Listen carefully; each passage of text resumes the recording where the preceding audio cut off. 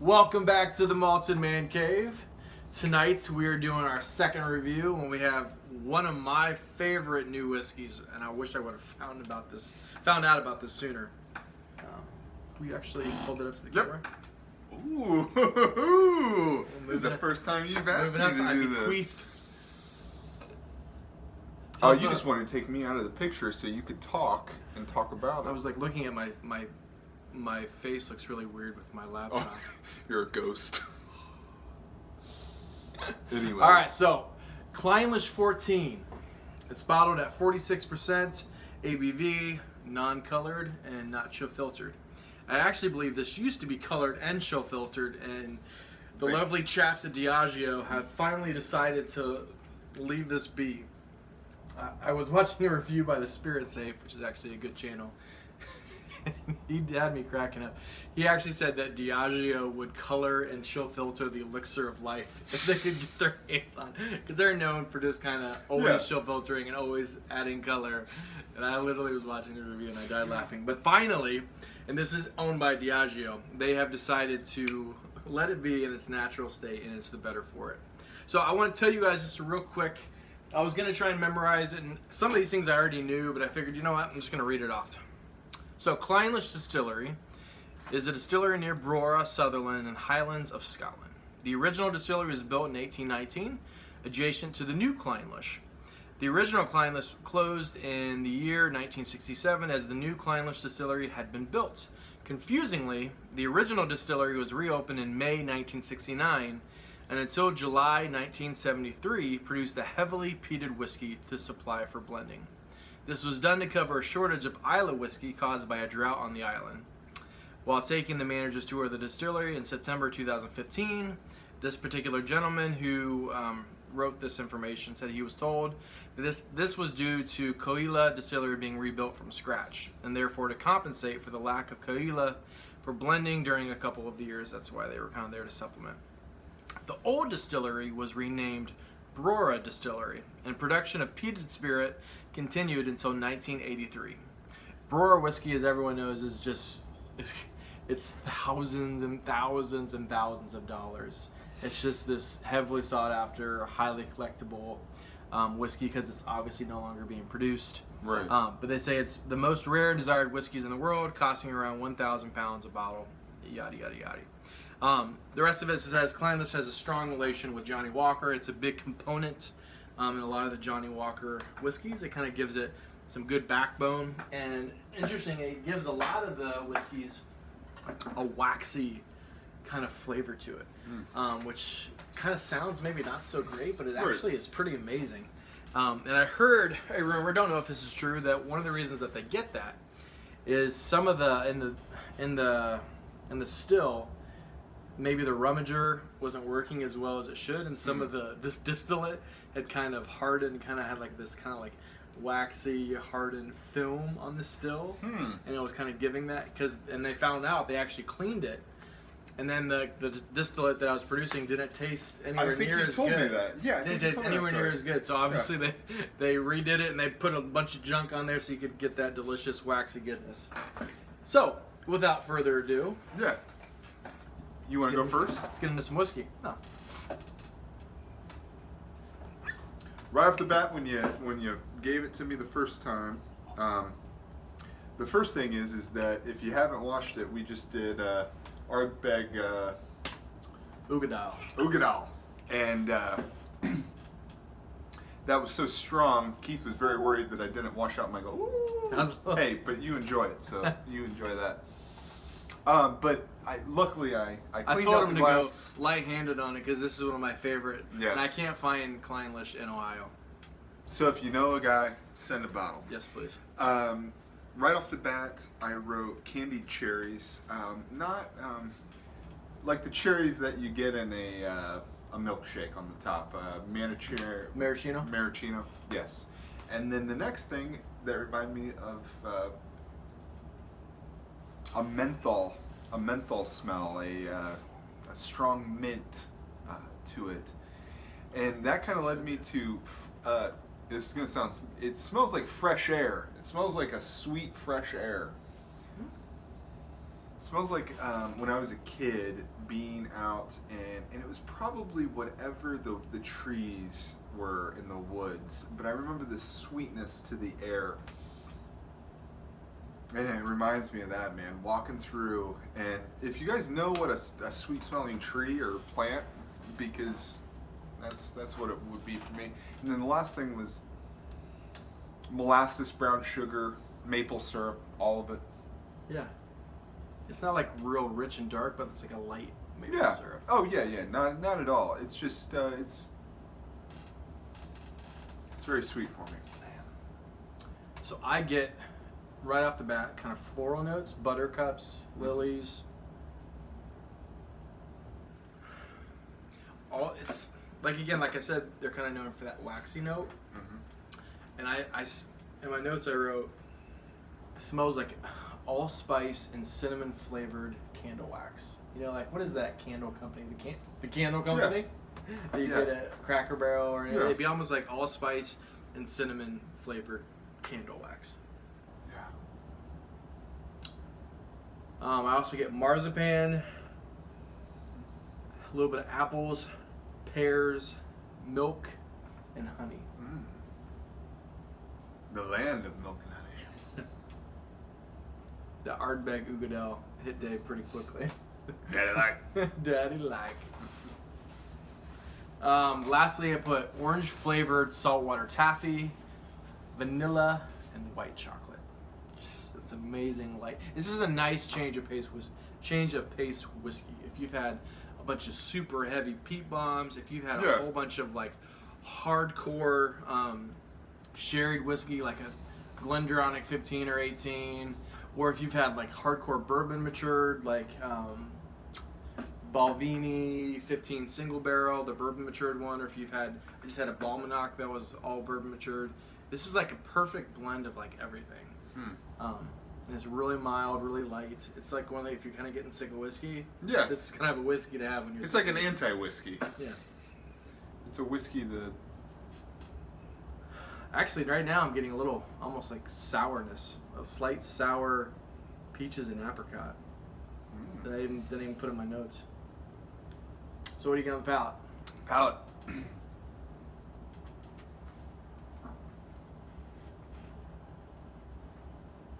What's the ABV on this? 46. 46. It's ridiculously smooth to drink. If you have a loved one that you would love to get into drinking whiskey, this would be a great stepping stone. You could even probably throw a splash in there for them and take it even. But I wouldn't, because I think it's easy to. It's definitely a sipper.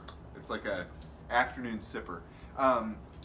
Raspberry pie is what came to mind. It was hard for me to pin down. What is a raspberry? Right. I've never even heard it's of not it's not an actual berry. It's a type of pie that the schnozberries taste like schnozberries. There's a frozen pie that's called raspberry pie, and it's just a combination of I think there's some fruits in there, some apples, some pears, and then there's also like cherries and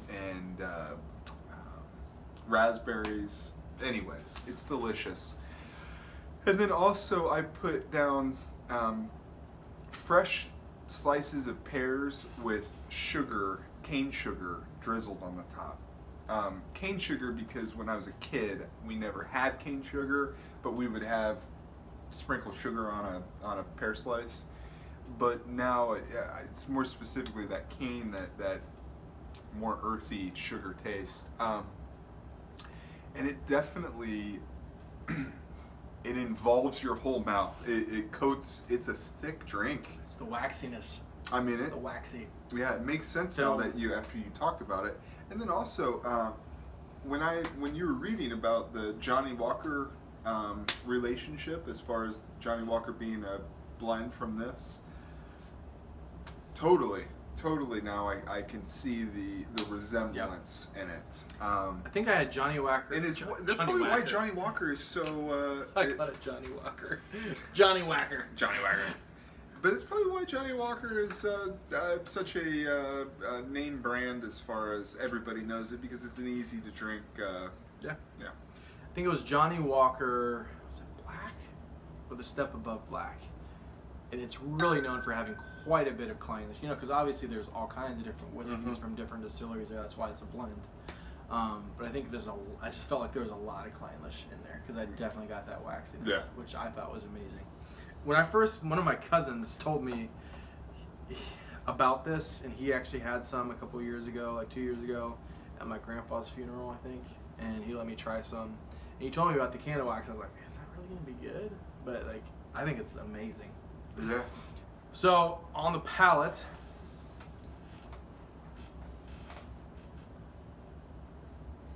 Power of the pause. I get an oddly, it's kind of thin, but yet super creamy. Like it starts off thin, but then it's like super creamy. It's almost like the first initial sip, I was like, is this filtered? But then all of a sudden it gets like super creamy and then coats your mouth. Again, like I put in those, I think I get the allspice cinnamon candle wax on the palate.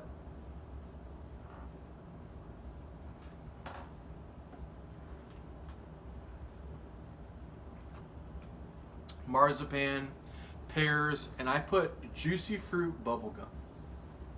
I got juicy fruit bubblegum on the palate, which was interesting. And I thought it was pretty fantastic. Oh, well, yeah, I totally... Try it again.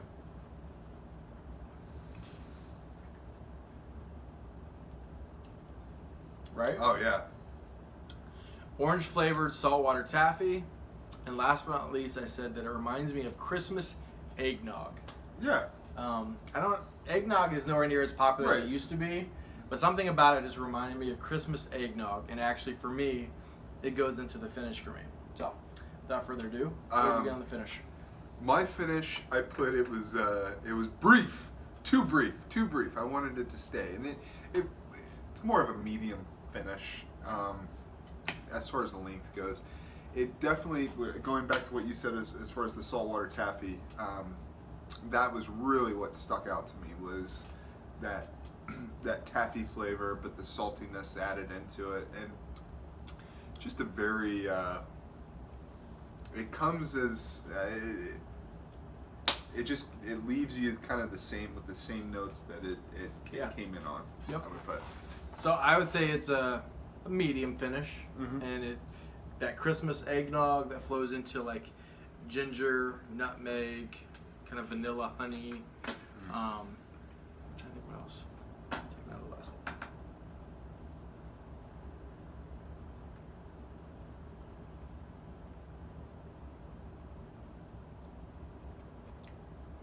And even a little bit of that juicy fruit again on the finish. So I think this is really good stuff. So, Malted Man Cave Mark, what'd you get? All right, so it's not the Ardbeg talking. I gave that an 89, I believe, and this was such a stark contrast as far as it's complex, and I'm sure that it's going to be one that I will enjoy drinking to get those notes out of it later on. But really, it's such a good drink that I'm excited to see Hallie just, my wife, she drinks wine, as I've told you in the past. She drinks wine, and she'll drink maybe a mixed cocktail. She likes Moscow mules, things that are not mixed drinks. And we were our neighbors at this lake. It's an elderly couple, and Sherry, she drinks Jameson, just pours herself a big glass of Jameson, and she'll just sit there all night just sipping on her Jameson. Well, Hallie and her mom, to be cool all weekend long, they went over and got their little bottle of Jameson, and did we inspire Hallie with our review to start sipping on whiskeys? Maybe, but definitely this is one that I am excited for. I know it's rare, right? But I feel like it's not. There's plenty of places that can get this pretty easily. Yeah. It's not like crazy. Okay, expensive. it's rare It's just here. freaking Ohio, man. Yeah. You can't get stuff. But anyways, I would be excited for her to Yeah. experience this because She'd I feel probably like like it's so Malted Man Cave Marks. I'm gonna give it a.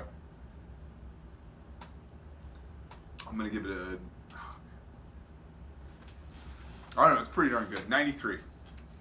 Damn it. I gotta change that. Oh, were you 93? Yeah, I was gonna kill 93.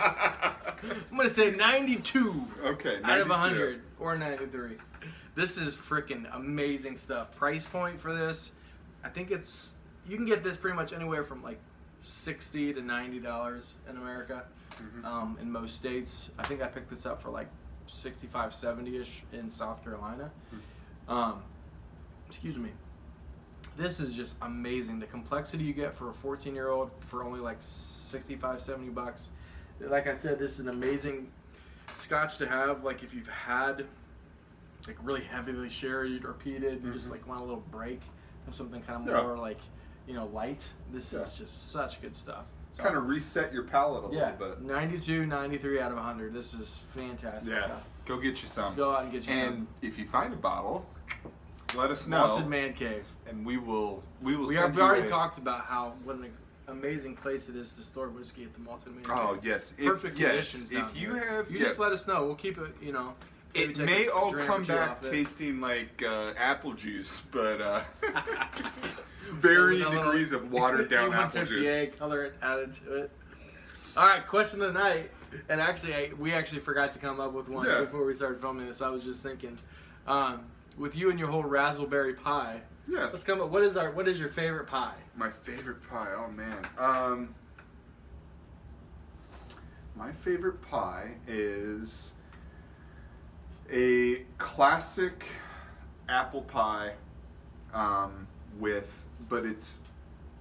there's this my parents go to a church and there's this group of women, church ladies, old women that make pies. That's right, because one of our reviews you said that for birthdays you hate cake. Oh, You I always get pie. Yeah, That's I right. get pie. I would rather eat So that. apple pie with definitely with some fresh. If you've ever had fresh whipped cream, actual cream that's been whipped, my grandma does Whip it. it good. Yeah. Anyways, I think everybody's grandma does it, but anyways, boom, delicious. Maybe a dollop of vanilla ice cream. Oh yeah. On it. Microwave it for a little bit. Oh yeah. Oh, out of the oven. My bad. You infidel. My bad. That baby's still warm from the oven. I like the UV. I like the radiation. Like just The nuclear aspect of it. It's awesome.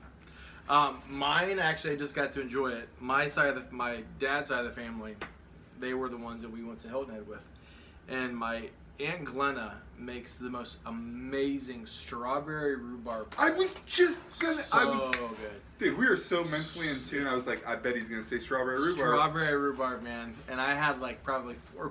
I probably look a little chubbier on It's good camera for you. It's good for you. because of the booze and the rhubarb's food good for you. and the rhubarb pie, the strawberry rhubarb pie. So yeah, strawberry rhubarb pie. Yeah. That's my favorite.